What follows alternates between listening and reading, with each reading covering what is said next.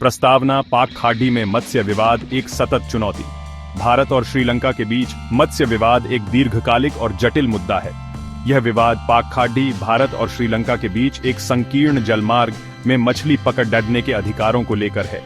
यह विवाद दोनों देशों के मछुआरों के जीवन यापन और दोनों देशों के बीच संबंधों को प्रभावित करता है। यह निबंध भारत श्रीलंका मत्स्य विवाद के विभिन्न पहलुओं का विश्लेषण करेगा।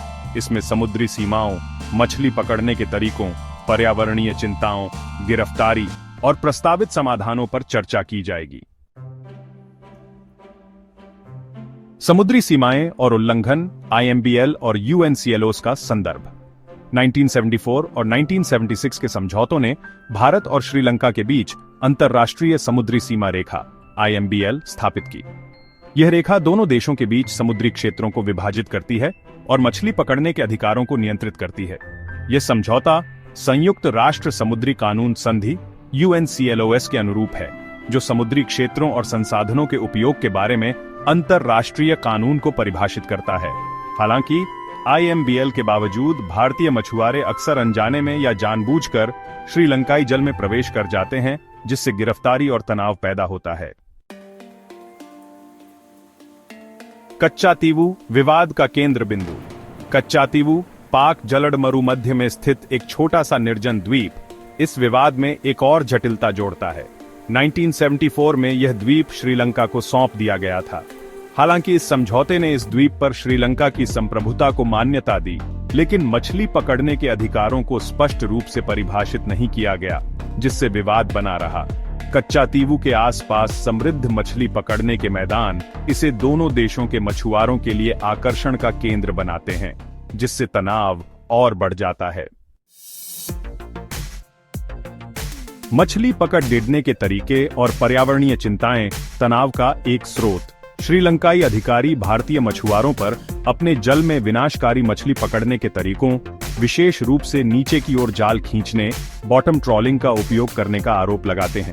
यह तरीका समुद्री आवासों को नुकसान पहुंचाता है, मछली भंडार को कम करता है और श्रीलंकाई मछुआरों की आजीविका को प्रभावित करता है, जो पारंपरिक तरीकों पर निर्भर हैं।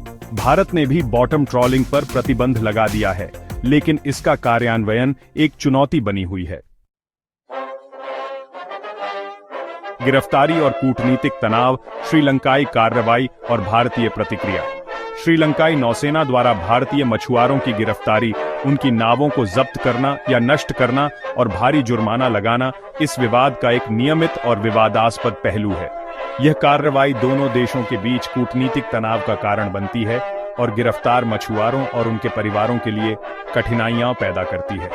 भारत सरकार इन मछुआरों की रिहाई और उनकी नावों की वापसी के लिए लगातार प्रयास कर रही है। समाधान की ओर, गहरे समुद्र में मछली पकड़ना और वैकल्पिक आजीविका। इस समस्या का एक स्थायी समाधान खोजने के लिए दोनों देशों को मिलकर काम करना होगा।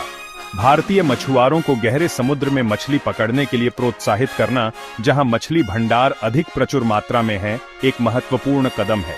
इसके लिए सरकारी सहायता, प्रशिक्षण और आधुनिक उपकरणों की आवश्यकता होगी।